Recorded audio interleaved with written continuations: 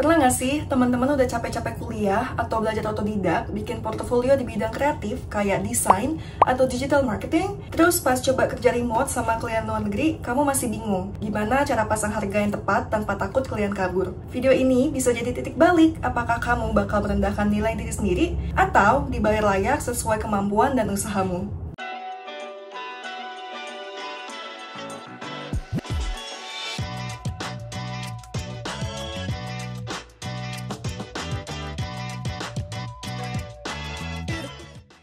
Halo teman-teman, makasih ya udah klik video ini. Balik lagi sama aku Gita, orang Indonesia yang tinggal di Kanada. Di video sebelumnya, aku udah cerita tentang pengalaman aku magang gratis di website namanya Acadium, dan akhirnya aku dapat tawaran kerja kontrak dari sebuah perusahaan marketing yang berbasis di US. Kedengarannya lancar ya, tapi ternyata itu bukan akhir dari ceritanya. Justru disitulah semuanya baru dimulai, termasuk proses negosiasi kontrak. Berapa gaji yang layak aku terima, dan gimana sistem pembayarannya akan berjalan. Untuk konteksnya, walaupun skalanya kecil, tapi perusahaan ini berbasis di California, tepatnya di area Silicon Valley, yang kesannya profesional banget ya. Tapi ternyata, gongnya adalah mereka menawarkan aku gaji sebesar $15 per jam. Dan bodohnya, hampir aja aku terima. Untungnya, sebelum aku tanda tangan kontrak, aku tunjukin dulu ke James, pasangan aku, dan begitu dia baca, dia langsung kesel banget. Intinya, aku hampir ketipu yang akan aku ceritain di video ini. Sebelum mulai ke detailnya, aku cuma mau klarifikasi kalau aku bukan expert ya. Aku juga baru mulai merintis dunia remote work sebagai kontraktor, tapi justru karena aku baru mulai, aku tahu banget rasanya bingung pas nentuin gaji, apalagi kalau kamu kerja sama remote luar negeri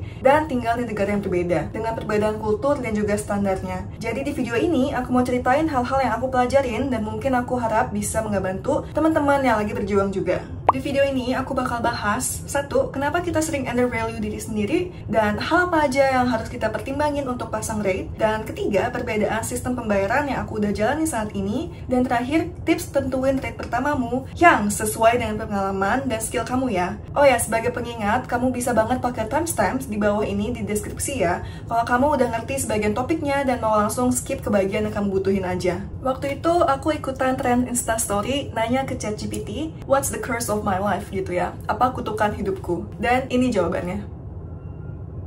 Endless self-doubt, yang relate banget sama aku. Tapi ternyata aku nggak sendiri loh. Menurut The Big Freelancer Survey tahun 2025, dari 1.270 freelancer di berbagai negara, lebih dari 63% bilang mereka merasa undervalued di industri mereka sendiri. Dan ini bukan cuma soal uang ya, tapi juga soal harga diri, kepercayaan diri, dan juga energi mental. Terus kenapa sih kita sering murahin diri sendiri? Menurutku yang pertama itu karena kita nggak tahu patokan harga. Pas baru mulai kerja remote, kita sering bingung, apakah ini mahal nggak ya? Dan karena takut kliennya kabur, akhirnya kita pasang harga yang aman, tapi sebenarnya terlalu rendah. Dan kedua, kita ngerasa belum cukup. Kadang aku sendiri suka mikir, aku kan baru lulus, aku belum jago, kayaknya ada yang lebih pantas. Padahal skill kamu bisa aja udah layak, tapi mindsetnya yang belum sampai. Dan yang ketiga, kita itu pastinya butuh uang dan pengalaman kan. Jadi kita sering mikir, nggak apa-apa deh ambil dulu, nanti naikin pelan-pelan. Tapi kenyataannya, naik itu susah loh kalau dari awal udah ditempatin di bawah. Dan terakhir, aku pikir itu karena kita nggak terbiasa negosiasi. Banyak dari kita nggak pernah diajarin negosiasi. Apalagi kalau kamu diajarkan buat ngalah atau nggak enakan. Padahal negosiasi itu bukan ribet, tapi tanda kamu profesional. Jadi intinya, kalau kamu sendiri nggak percaya kamu layak, gimana kalian bisa percaya? Nah, sebelum kamu asal pasang harga, ada baiknya kita duduk sebentar dan beneran mikirin sebenarnya berapa sih harga waktu dan tenaga kita. Ini penting banget teman-teman, karena sepintar apapun atau sebaik apapun employer atau company-nya, pada dasarnya mereka adalah bisnis kan, dan bisnis itu tujuannya mencari keuntungan. Jadi kalau kita sendiri nggak punya boundaries atau nggak punya pegangan soal diri kita sendiri, jadi siap-siap aja bakal ditawar habis-habisan. So, yang pertama, yaitu mindset. Jadi stop merendahkan diri sendiri. Menurutku, ini adalah hal pertama dan paling penting sebelum kita pasang rate. Kalau dari awal kamu ngerasa kamu belum pantas dibayar mahal, kamu akan cenderung nurunin harga diri sendiri. Padahal, belum tentu employer-nya mikir kayak gitu juga. Bisa jadi mereka tuh mikir atau nilai kamu dari cara kamu menghargai diri sendiri duluan. Aku tahu ngomong kayak gini lebih gampang daripada melakukannya, karena aku sendiri pun ngalamin. Jadi waktu awal aku diskusi soal rate ini sama company-nya, aku tuh udah siapin harga yang menurutku ideal ya. Tapi begitu aku kasih proposalnya, dia langsung nawar yang menurutku nggak main-main, langsung setengah harga, jadi cuma 15 USD per jam. Dan alasannya dia bilang ada dua. Karena pertama, aku baru lulus kuliah. Dan kedua, aku belum pernah kerja sebagai project manager. Dan parahnya lagi, dia itu bilang kalau 15 USD ini adalah standar gaji untuk orang yang baru lulus. Padahal setelah aku riset lagi setelah meeting, ini adalah gaji yang di bawah standar gaji minimum di US sendiri. Tapi sayangnya saat itu pas meeting, aku nggak bisa lawan argumennya sama sekali karena itu tadi, mindsetku masih lemah. Aku cuma bisa diam, mikir sejenak, dan akhirnya setuju aja deh sama yang dia bilang. Tapi setelah itu, akhirnya aku coba berpikir lebih jernih, dan aku sadar, cuman karena aku nggak punya jabatan project manager, bukan berarti aku nggak punya pengalaman yang relevan. Aku pernah kok kerja bareng stakeholder, ngatur timeline, komunikasi antar tim, dan semua itu adalah bagian dari project management kan. Dan itu aku dapat dari karirku sebelumnya di desain dan juga riset. Jadi, kalau kamu punya pengalaman yang nggak sama persis dengan title-nya, tapi ada keterkaitannya, itu tetap nilai jual. Jangan buang pengalamanmu sendiri hanya karena title-nya beda. Lalu, soal baru lulus, secara teknikal iya, aku emang baru lulus. Tapi, aku lulus dari postgraduate certificate dan itu udah di Kanada. Dan sebelumnya, aku juga punya S1 di Indonesia dan pengalaman profesional di luar negeri. Jadi, penting banget nih ya buat teman-teman selalu ingat kalau setiap pengalaman kamu itu punya nilai. Setiap pendidikan kamu punya harga. Kamu itu udah invest waktu, tenaga, dan juga uang untuk sampai di titik ini. Jadi, kamu harus jadi orang pertama yang menghargai semua itu. Dan yang kedua, ini adalah sebuah pola yang kayaknya sering banget muncul dalam remote work beda negara. Jadi, company-nya itu suka konversi mata uang berdasarkan negara tempat kamu tinggal. Dan itu bisa jadi jebakan sih menurutku. Contohnya dari pengalaman aku, jadi company-nya tuh bilang, 15 USD itu kan setara loh sama 22 Canadian dollar. Jadi, lumayan lah buat kamu yang tinggal di Kanada. Padahal, gaji minimum untuk title itu di Kanada sendiri lebih tinggi dari itu. Dan yang paling penting, perusahaan US tetap perusahaan US. Kalau mereka mau karyawan atau kontraktor dari luar negeri, ya tetap harus bayar sesuai dengan standar pasar mereka sendiri. Jadi, jangan mau dibayar kayak gaji lokal kamu, padahal kamu kerja global.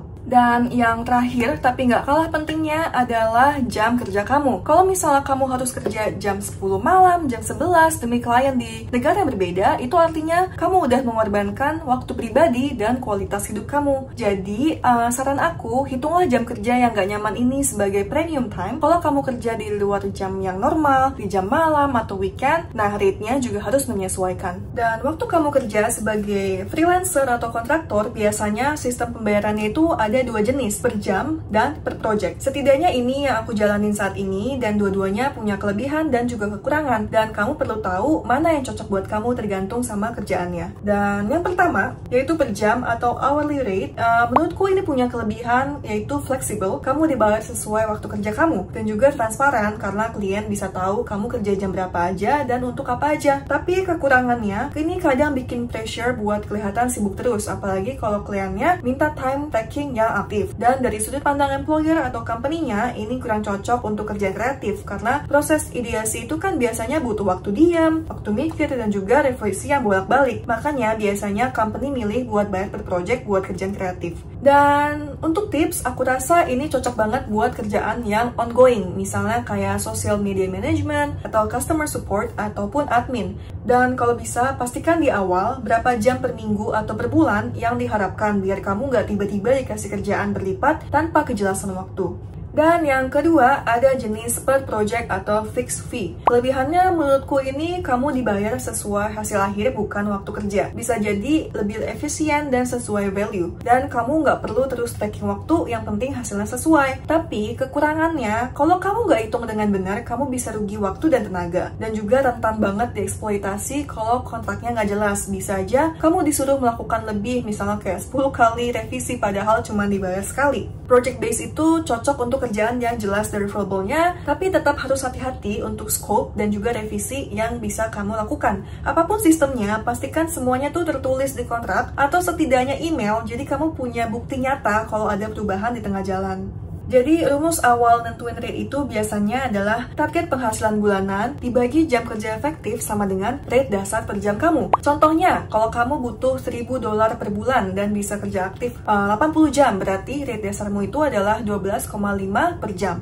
Tapi ingat, itu cuma angka mentah yang jadi pijakan awal aja. Kamu juga harus tambahin faktor lain yang lebih realistis dan sesuai pasar, terutama kalau kamu kerja freelance atau remote untuk klien luar negeri. Berikut ini adalah faktor penting yang menurutku harus kamu pertimbangkan. Yang pertama adalah skill dan pengalaman kamu. Apakah kamu pemula atau sudah punya pengalaman beberapa tahun? Apakah kamu punya spesialisasi? Contohnya nih ya, di bidang UX atau design atau marketing, kamu punya skill di UX research, Google Ads, atau Webflow. Dan kedua adalah tingkat kesulitan dan tanggung jawab pekerjaan. Apakah kerja ini teknis, kreatif, atau strategis? Apakah ada manajemen tim atau kamu hanya eksekutor? Dan yang ketiga adalah ukuran perusahaan klien. Contohnya, startup kecil biasanya punya budget terbatas, sedangkan mid-size atau enterprise klien umumnya punya standar gaji yang lebih tinggi. Dan keempat, lokasi perusahaan klien. Gaji minimum di US misalnya jauh beda sama di India atau Filipina. Dan klien dari negara dengan UMR tinggi, kamu bisa pasang rate lebih tinggi pastinya.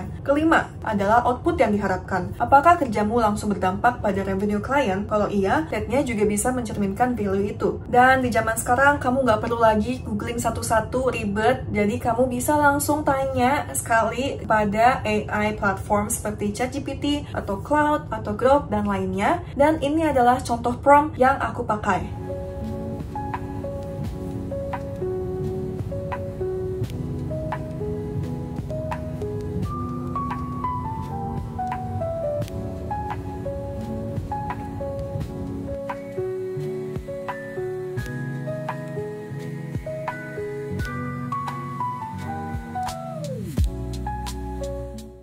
Dan tips lainnya menurutku, setelah dapat hasil dari AI atau riset pasar, jangan langsung percaya angka pertama, tapi gunakan itu sebagai referensi aja. Kalau misalnya kamu yakin kamu punya value lebih dari itu, maka bisa aja kamu sesuaikan lagi. Oke, jadi aku rasa itu aja yang bisa aku bagikan di video aku kali ini. Sebagai penutup, aku juga mau share quote favorit aku, yaitu "If you don't value your time, neither will others." Jadi, jangan buru-buru pasang harga karena takut kehilangan kesempatan. Bangun fondasi yang kuat, bukan cuma dapetin kerjaan yang cepat. Makasih udah nonton sampai akhir, semoga bisa bantu ya. Sampai ketemu di video berikutnya, bye!